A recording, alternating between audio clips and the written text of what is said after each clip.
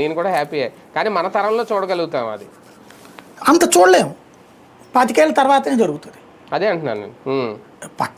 పక్కన ఉన్నటువంటి క్యాపిటల్స్తో పోల్చుకుంటే ఇప్పుడు ఇది కలవడం వల్ల కొంతవరకు బెటర్. అంతే. ఇప్పుడు వైజాగ్ 25 ఏళ్లలో అవుతుందండి, ఇది ఇదివరకు 75 ఏళ్ళు అవుతుంది. ఉట్టా 29 గ్రామాలు అయితే అది కూడా విజయవాడ స్థాయికి వస్తుంది 75 ఏళ్ల తర్వాత. అదే ఇప్పుడు ఇదంతా కలపడం వల్ల ఓ 25 ఏళ్ళకి విజయవాడ స్థాయికి వెళ్తుంది, అది ఓ 25 ఏళ్ళకి. ఒక 50 ఏళ్ళకి హైదరాబాద్ స్థాయికి వెళ్తుందేమో. అవును. అప్పటికి హైదరాబాద్ ముంబై స్థాయికి వెళ్తుంది, ముంబై న్యూయార్క్ స్థాయికి వెళ్తుంది. అవును. అది గత 5 ఏళ్లలో కూడా అప్పుడు కూడా ఈ 35,000 ఎకరాలకు సేకరణకు సంబంధించి, లేదంటే ఆ 3 కట్టడానికి సంబంధించే టైం అయిపోయింది కదా సార్. అవి కూడా తాత్కాలిక నిర్మాణాలు అని చెప్పారు కదా.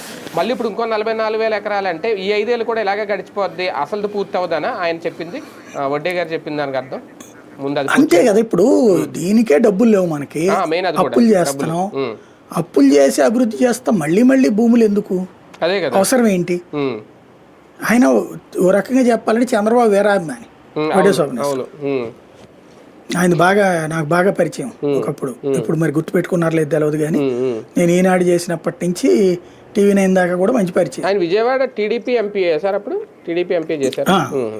టీడీపీ ఎంపీ అంతకు ముందు మంత్రిగా చేశారు, వ్యవసాయ శాఖ. వ్యవసాయ శాఖ